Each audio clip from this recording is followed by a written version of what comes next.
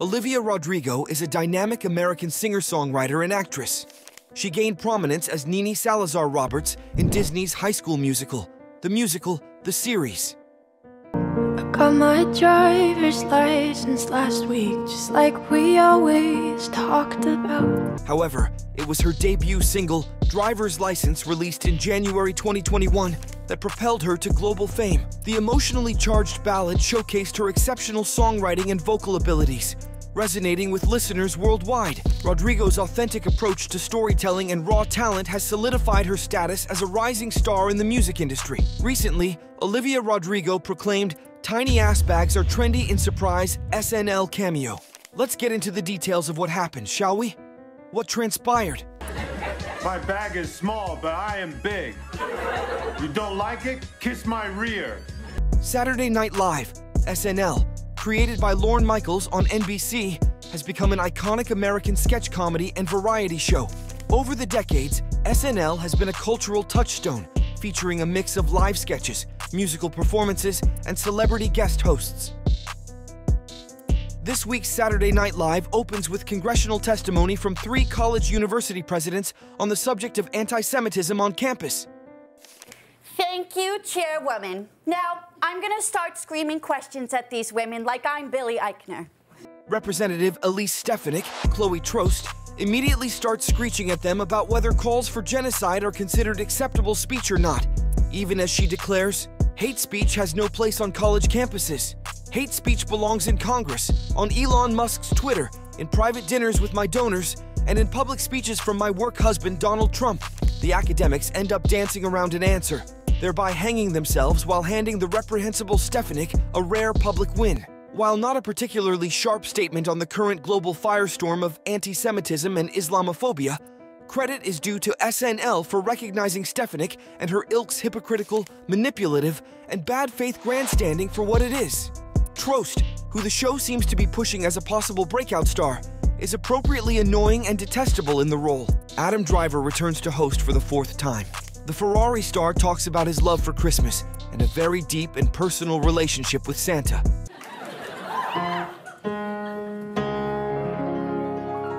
Displaying some impressive piano skills, he relays his Christmas list to Old St. Nick, which includes new chinos, a gingerbread house, one of the new Tesla trucks to pair with his teeny tiny micro p***s, and for people to stop coming up to him on the street, reminding him that he killed Han Solo. I didn't kill Han Solo, wokeness killed Han Solo.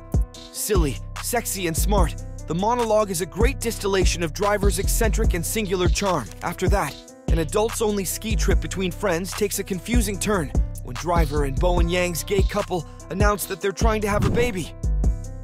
The others assume they mean adoption or a surrogate, but nope. They're just having lots of sex and hoping a kid will come out of one of their asses. It's all a bit scattershot, but Driver's catty performance is good for some yucks. Then, Mikey Day and Driver play childhood best friends attempting to reconnect for holiday drinks. Via their text conversation, it's revealed that Driver's character is a notorious pervert, with an entire Netflix documentary about him, and conspiracy theorist gun nut. It's overlong, but wraps up with a clever joke about how Facebook has become a de facto registry for crazy people. Things get tense at a Christmas party when Driver and Andrew Dismukes' mustachioed suburbanites refuse to yield to each other's beep-beeps while setting the dinner table. They end up in a potentially fatal standoff. Driver relies on his intimidating frame and natural intensity, while Dismukes goes extra bro-y, a character type he's good at. The sassy Southern hosts, Day Heidi Gardner, of a home shopping show, welcome Driver's chocolatier to pitch his chocolate Santa Claus treat. Everything is going fine until he unwraps the decorative foil to reveal an extremely phallic-looking confection. The expected suggestive fondling and double entendre follow suit, but things never get as risque as you hope. Following musical guest Olivia Rodrigo's first performance, According to a new study, the rate of depression among men in America is at an all-time high. Here to comment is our very own Marcello Hernandez. the Weekend Update host Colin Jost welcomes Marcello Hernandez to talk about the epidemic of depression among young men. The young cast member speaks about his experience growing up as the only male in a house full of women and how he had to live a double life as a macho jock at school and a proud Latina woman at home. Hernandez always makes the most of his stand-up routines on Update. Given how popular he is with the live audience, It's a wonder they don't bring him to the desk more often. Later, the hosts are joined by Chloe Fineman, who stands in front of the desk to perform Julia Stiles' So Bad It's Good street ballet dance routine from the millennial favorite Save the Last Dance. She shows off some undeniably impressive dance skills of her own before being joined on stage by the real Stiles, who very gamely joins in on the joke. Next, Driver plays an 11-month-old baby on his first plane flight, his giant head poking out from his tiny body. The effect, reminiscent of the surreal 90s Nickelodeon program Weinerville, makes for a great visual gag, one supplemented by Driver's intense and neurotic performance. Honestly, this one could have gone a little longer. Rodrigo returns for a gung-ho performance of her song All American, in which she makes a mess of a fancy tea party set. Grandma, somebody in church is possessed by an owl, so naturally I say... Then, we get a PSA from seniors tired of falling victim to TikTok pranks. Usually, when SNL takes on viral content and trends, it just ends up copying and pasting the real thing. So kudos to the writers for coming up with an original scenario this time. The result isn't anything special, but Driver's aged veteran yelling about how he blocked doors with Governor Wallace is probably the best line of the night. Moving on, the skit Olivia Rodrigo brought the laughs and proved her style star status when she made a surprise appearance in a Saturday Night Live sketch.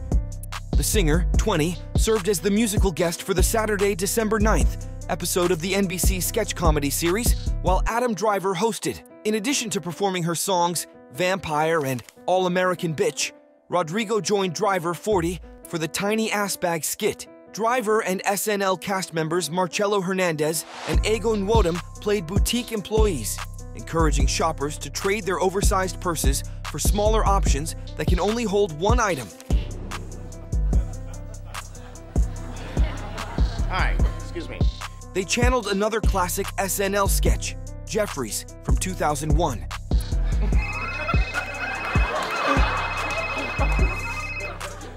Hold on. Featuring the tiniest, cheapest cell phone in the world, as Rogelio and Maria Jose, with Driver as the clueless but lovable Kevin. We love you, Kev Hin. My bag is small, but I am big. Kevin, light of our lives in tones. You don't like it? Kiss my rear. So what are these tiny ass bags good for?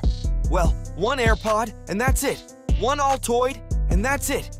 One half-smoked cigarette, and well, you get it. Looking for a damn duffel? Go to Walmart, pig, Kevin, salt of the earth, offers. But Kevin and co. have more tiny ass bags up their tiny ass sleeves, including tiny ass backpacks and tiny ass luggage. My bag is little, but my ass is fat, Kevin, a pillar of his community, declares. I'm the king of the world. Rodrigo played their coworker, popping up at the tail end of the scene. My name is Georgina, and I don't have a last name. It's Georgina, and that's it. The High School Musical. The musical. The series alum quipped with an accent. We also have a carry-on option. This one is so small, it can only fit your secrets. And that's it. All this and more are available for the starting price of $10,000 at tinyassbags.com, the store. And, that's all. Afterward, Rodrigo gave Hernandez and Nwodim hugs when the sketch wrapped before SNL cut to a commercial break. Rodrigo previously made her SNL debut in May 2021 when she performed Driver's License and Good For You as a first-time musical guest. While fans hoped to see her in a sketch at the time, she later revealed that her anxiety about taking the famous Studio 8H stage got the better of her. SNL was actually, like, my second performance ever. My first performance was the Brits in the UK, which was insane, and my second one was SNL, so I was so nervous and I was like, I don't really want to do any sketches. I'm just so nervous to do my songs, she explained in a SiriusXM interview later that month. I don't know if they had any in mind for me or not, but hopefully I get to go another time, and definitely that would be something that I'd love to do. 2 years later, Rodrigo's August 2023 Vogue cover story recounted her emotions behind the scenes of her SNL performance, as journalist Gia Tolentino described that Rodrigo had never been more scared in her life than she was in the dressing room, that she was literally crying from nerves. While Rodrigo expertly made it through her second stint as a musical guest, her friend Billie Eilish will take on the role during the next episode, which airs on Saturday, December 16th. Last month, Eilish, 21, spoke candidly about her unique bond with Rodrigo. I think everybody's experiences are so individual, Eilish told the Los Angeles Times in November. Nobody has had anybody else's life, you know? but I do feel a protectiveness over Olivia. Eilish went on to reveal that she wrote a song about Rodrigo, alluding to the pressures of young fame. I have a song called Goldwing from my last album that's kind of about her, she noted. I've never said that to anyone. It's not only about her. I was just thinking about her when I was writing it. She was coming up, and she was younger than me. Nobody had ever been younger than me. Like Rodrigo, Eilish became an overnight success when she was still a teenager, so she felt a kinship to her fellow artist. Olivia was getting big, and she was just like this little dainty child, she recalled. I felt so nervous. I was worried about her. She came up in that acting world and people are so weird. I don't know. I just felt very protective over her, and I feel that way to everyone. That's it for this video. Thanks for watching. Do like, share, subscribe, and comment down below.